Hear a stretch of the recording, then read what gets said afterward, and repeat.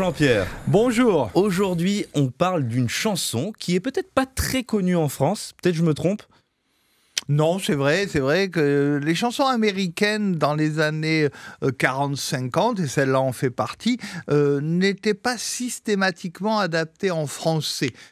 Moi, je me souviens, dans les années 50, Lynn Renaud avait adapté « J'ai vu maman embrasser le Père Noël ». I saw Mommy kissing Santa Claus, c'est Lynn Renaud qui l'avait fait. Mais c'était pas systématique. On avait le petit Papa Noël de Tino, qui était un raz-de-marée chaque Noël. Tube, bah oui. Donc, personne n'osait sortir des adaptations de chansons américaines. Donc, on n'adaptait pas toutes les chansons de Noël américaines. Aujourd'hui, on les connaît parce qu'il y a des jeunes comme Michael Bublé, comme Harry Connick qui les ont faites et refaites, plus les versions de Bing Crosby, Sinatra, Ella Fitzgerald qui en a fait beaucoup de chansons de Noël.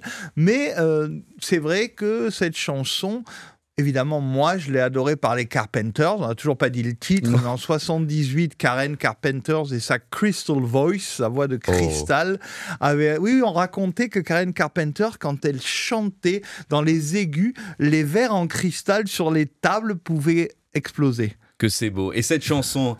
Have Yourself a Merry Little Christmas. Have Yourself a Merry Little Christmas, c'est une chanson que Karen chante à merveille. Bon, évidemment, je ne vais pas être objectif sur Karen Carpenter.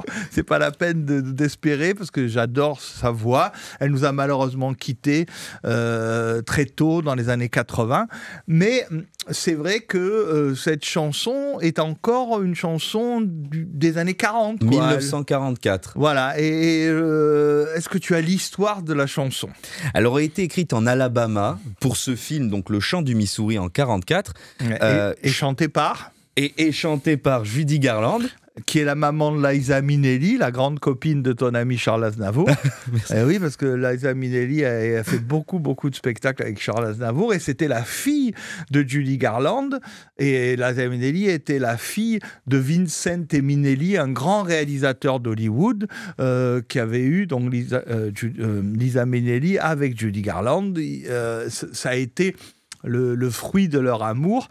Et Judy Garland, faut pas oublier que c'est quand même elle, dans les années 30, qui est l'héroïne du Magicien d'Oz. D'accord. Ouais. Le film extraordinaire de 1938, elle est toute jeune. Là, on est avant la guerre, alors que là, avec cette chanson, on est juste à la fin de la guerre. Le Magicien d'Oz a sacré Judy Garland de star planétaire, parce que tous les gamins des années 30 et après des années 40, 50 et moi dans les années 60, on a tous adoré le Magicien d'Oz. Et il y a cette version de 44 dont on vient de parler, mais aujourd'hui on va regarder sur Mélodie Télé et écouter sur Mélodie Radio une version de Frank Sinatra de 1963 qui est un peu différente de celle de Judy Garland. Un peu jazzy. Un peu jazzy, ouais, et très sympathique, très enjoué. Le texte un peu moins noir. Un peu moins noir, c'est ça. Il y a eu plusieurs versions de cette chanson. Bah oui, les chansons de Noël, c'est vrai que l'avantage, c'est que souvent, c'est du folklore. Il y en a qui viennent de vieux airs folkloriques, comme Glory Alléluia, qui est une vieille chanson folklorique, Où il est né le divin enfant, qui est une vieille chanson folklorique. Et là, on est libre, comme c'est domaine public, de refaire des nouveaux textes, etc. Donc, les créateurs de chansons de Noël ont souvent revu les textes.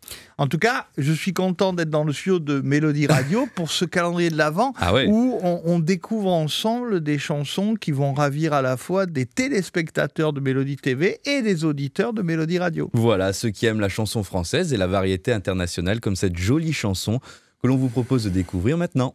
À demain, Jean-Pierre. À demain.